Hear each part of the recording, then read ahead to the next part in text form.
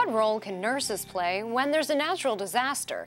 I'm Jill Horner. This is Comcast NewsMakers. With me is Kathleen McConnell. She's a vice president of the Visiting Nurse Association Health Group. Thanks so much for being with us. Thank you. But first of all, before we get into your recent response to Superstorm Sandy, let's talk a little bit about what you do as an organization and the role that community health nurses play. Well, we are an organization that actually has started in Monmouth County. We've been in the county for more than 100 years. We celebrate our 100th anniversary this year. And basically what we do is our nurses and our home health aides and our therapists go out and visit patients in their homes.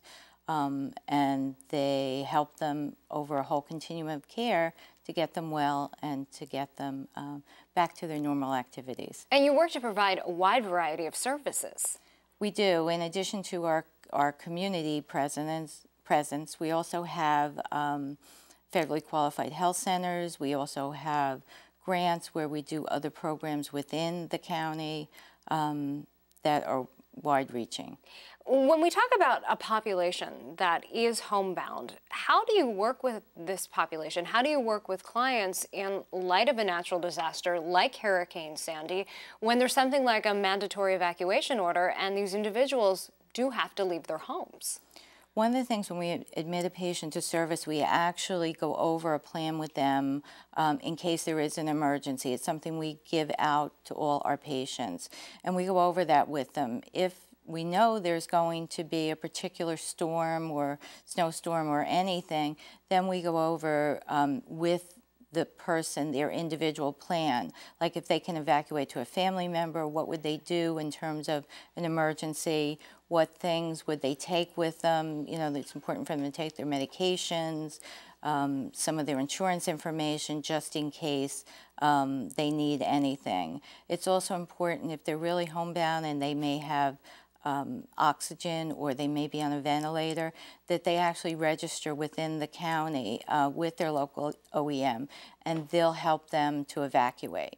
And that's an important point because certain at-risk patients may be reliant on oxygen or on a ventilator, so they need to have this type of equipment in place as well. Right, and to know what they would do if indeed they did have to evacuate. You mentioned also that you've received some grants, that these grants have helped as an emergency tool for you as an organization. I think since 9/11 there have been some federal funding for just to prepare for emergencies, so that we've able to use some of that to get equipment. We have a little emergency bag that our nurses carry in their car, and we also have a reverse 911 system where we're able to communicate with all our staff in case there is, in the event of any kind of emergency. And you mentioned your staff, and some of your staff have received additional training when it comes to certain populations. What does that include? That includes some Red Cross training where they've gone to different courses with the Red Cross. Some of us have also done other emergency preparedness with the state police, with the Office of Emergency Management, with the health officers. So there's a wide range of training that we've received from a variety of sources. And we just have a short time left, but you say each time there is a disaster that there are lessons learned. There are, I think, especially for Superstorm Sandy, we realized that the power was a very large problem, longer than anything else that we actually have done. So we're now putting a plan in place on how do we deal with that. Thanks for being with us. We've been talking with Kathleen McConnell. I'm Jill Horner.